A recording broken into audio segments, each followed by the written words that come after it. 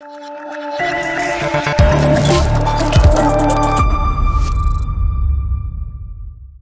و درود خدمت شما دانش آموزان پر ATP و پر انرژی دکتر جهانی. امروز اومدیم در مورد حل مسائل شیمی پایه هشتم در فصل 1 صحبت بکنیم با هم دیگه. من در کلاسی که روز سه‌شنبه 29 مهر با هم دیگه خواهیم داشتم بیشتر در مورد قضیه صحبت خواهم کرد، اما بریم با هم دیگه یکی دو تا سوال حل بکنیم، با شیوه حل سوالات آشنا بشیم. خب ببینید، عرضم به خدمت شما که با توجه به نمودار انحلال پذیری زیر برای گاز فرضی A بر اثر تغییر دما از 20 تا 70 درجه چند گرم گاز از محلول مورد نظر خارج میشه. ببینید بچه ها، توی این نمودارهای انحلال پذیری خود خط نمودار و نقاطی که روی خود نمودار قرار گرفتن دار به معنی محلول های سیر شده هستن. خب نقاط نمودار یعنی سیر شده. اوکی. خب الان در دمای 20 درجه چقدر بوده؟ 50 بوده. یعنی در هر 100 گرمش 100 گرم آب، در هر 100 گرم آب 50 گرم از اون گاز مورد نظر ما قرار گرفته. درسته؟ بعد گفته که ما اینو میرسونیم به دمای چقدر؟ به دمای 70 درجه که معادل 10 گرم انحلال پذیری داره. یعنی تو 100 گرم آب 10 گرم فقط گاز میتونه وجود داشته باشه و 40 گرم دیگه چی میشه؟ اون 40 گرم خارج میشه از گاز. اوکی؟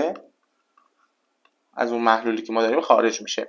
گفته محلول در همه شرایط داره 100 گرم آب است، یعنی مثلا نگفته توی 200 گرم از این محلول، یعنی همون 100 گرم رو در نظر بگیریم میشه 40 گرم. پس جواب میشه گزینه 2.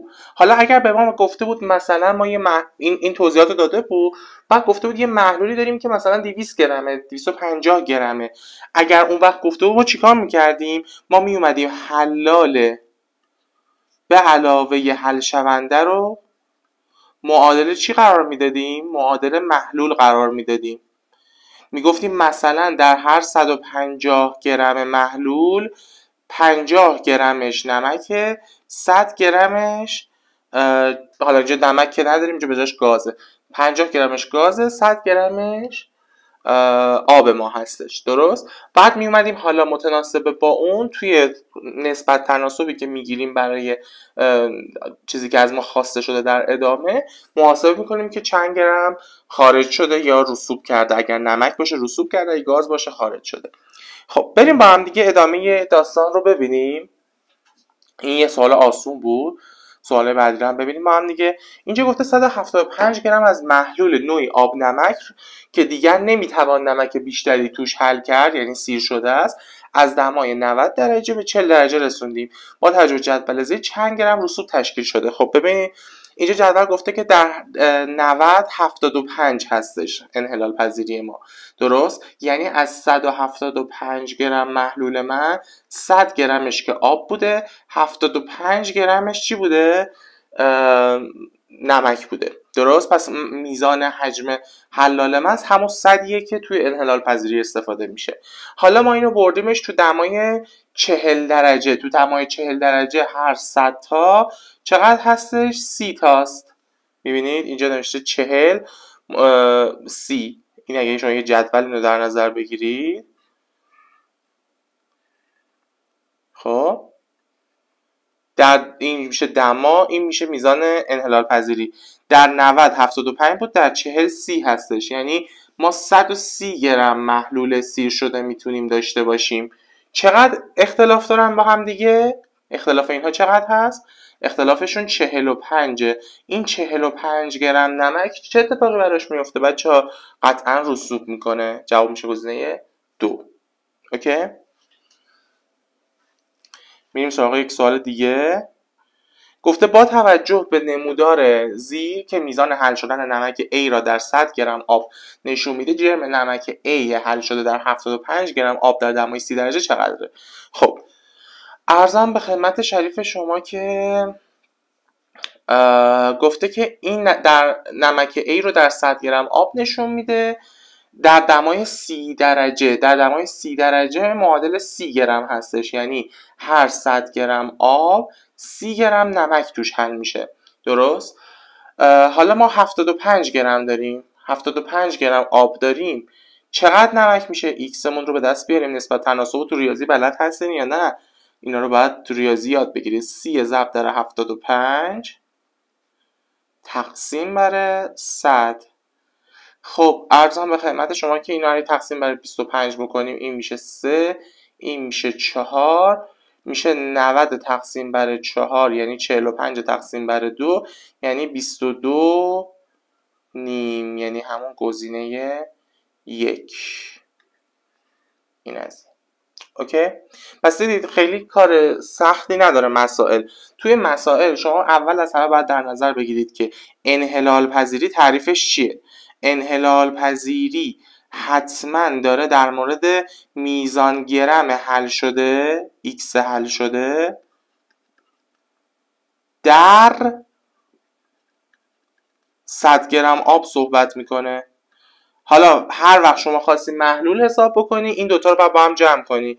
هر وقت به حلال فقط دادم و ازت حلال خواستن، همون 100 گرم آب رو در نظر میگیری، میتونی باهاش نسبت تناسب ببندی، میتونی ارزم به خدمت شما که در دماهای مختلف حساب بکنی و اختلافشون رو به دست بیاری که چقدر نمک سیر شده توی مثلا دمای 50 درجه بوده، چقدر تو دمای 30 درجه بوده، اختلافش رو به دست بیاری. همینا رو از شما میخوام، بیشتر از این از شما خواسته نمیشه.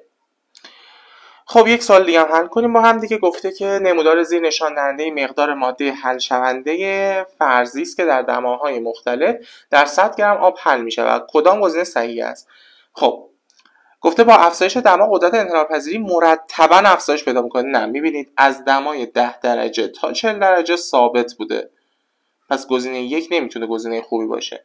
گزینه 2 این ماده قطعا گاز اکسیژن است. بچه ما میدونیم در گازها هر چقدر دما رو افزایش بدیم میزان انحلال‌پذیری کاهش پیدا میکنه، پس این که گفته قطعا اکسیژنه که اصلا غلطه.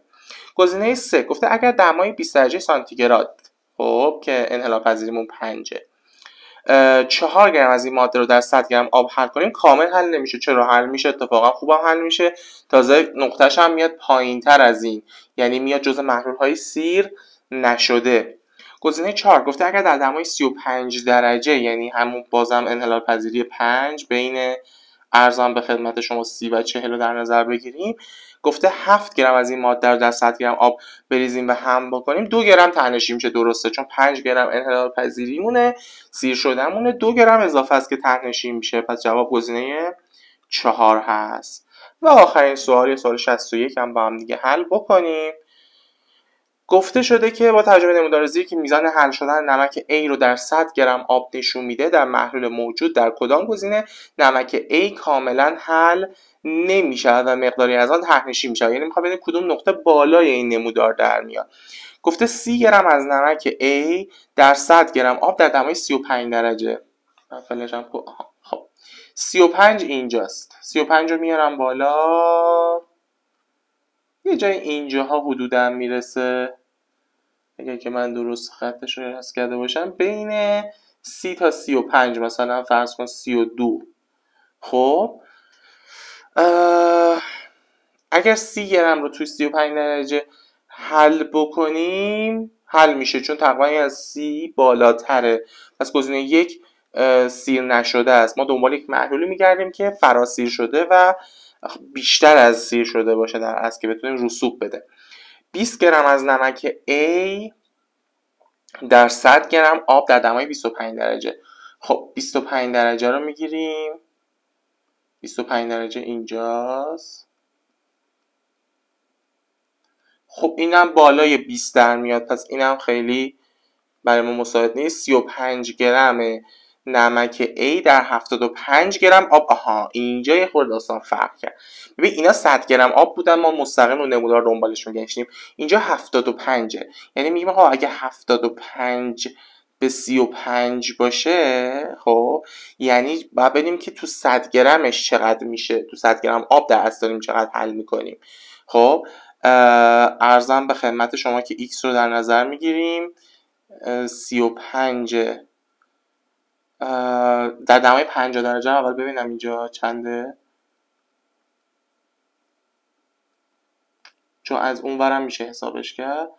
دمای 50 تقریبا همون 50 هستش، تقریبا همون نقطه 50. خب اینجوری هم میتونیم بگیم در هر 100 گرم آب تو اون دما 50 گرم حل میشه. حالا تو 75 تا چقدر میشه؟ برعکس این هم میتونیم در نظر بگیریم. این ورم حساب بکردیم اگر همخوانی نداشت باز میتونستیم همین رو بگیم. از این ورش هم میشه گفتش این ور راحت تره. 50 ضرب در 75 تقسیم بر 100. خب این که با این میره 2. 75 تقسیم بر 2 میشه 37.5.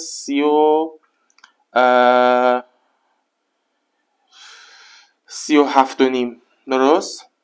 خب 37.5 گرم میتونه حل بشه. چقدر ما داریم؟ 35 گرم. پس اینم به درد نمیخوره. آخر سر پس میمونه گزینه 4 دیگه. فقط حالا بررسیش میکنیم در دمای 40 درجه که تقریبا همون حدود 40 هستش. 30 گرم تو 60 گرم، یعنی 100 گرم ما شده 40. 60 گرم ما میشه چقدر؟ میشه 24، چون که این صفراش که با هم دیگه میره 4 ضرب 6 میشه 24. 24 گرم ما میتونیم حل کنیم، ولی چقدر داریم؟ 30 گرم. پس اینجا اوور هستش. اینجا مقدار ماده‌ای که تو گزینه اومده از مقدار انحلال پذیری بیشتر هست. اینجوری میشه. اوکی؟ پس در نتیجه اینجا ما احتمال رسوب داریم. جواب میشه گزینه 4. ممنون از اینکه توجه کردین. امیدوارم که این ویدیو بهتون کمک کرده باشه تا درک بهتری از سوالات داشته باشید. حتما 2 تا نکته رو رعایت بکنید توی حل این سوالات. 1. انحلال پذیری مساوی است با x گرم در 100 گرم آب. اوکی؟ نکته دوم، برای اینکه محاسبه بکنیم که در هر دمایی از محلول فرضی ما که ممکنه عددش لزوما 100 نباشه، مثل اینجا 60 باشه، 75 باشه یا هر عدد دیگری، وقتی میخوایم به دست بیاریم که چقدر سیر شده هستش باید نسبت تناسب ببندیم. بگیم آقا 100 گرمش انقدر بوده، حالا تو 60 گرمش چقدره؟ یه وقتایی به ما حجم آب رو نمیگن، حجم محلول رو میگن. در اون صورت شما اول توی اون دمای معینی که سیر شدهش رو داری، انحلال پذیریش رو داری، میای میگی خب آها مثلا 200 گرم محلول بوده، تو این دمای انحلال پذیریش 30، یعنی توی این دمای به ازای هر 130 گرم از محلول 30 گرمش نمکه. پس بنابراین حالا که 200 گرم محلول دارم چقدرش نمکه محاسبه میکنم و جواب در میاد. پس بنابراین حتما این رو در نظر گرفته باشه. این 2 تا نکته رو رعایت بکنی تمامی سوالات این فصل رو میتونید پاسخ بدید. ممنون از اینکه پر ATP پر انرژی همراه من بودید. یا علی.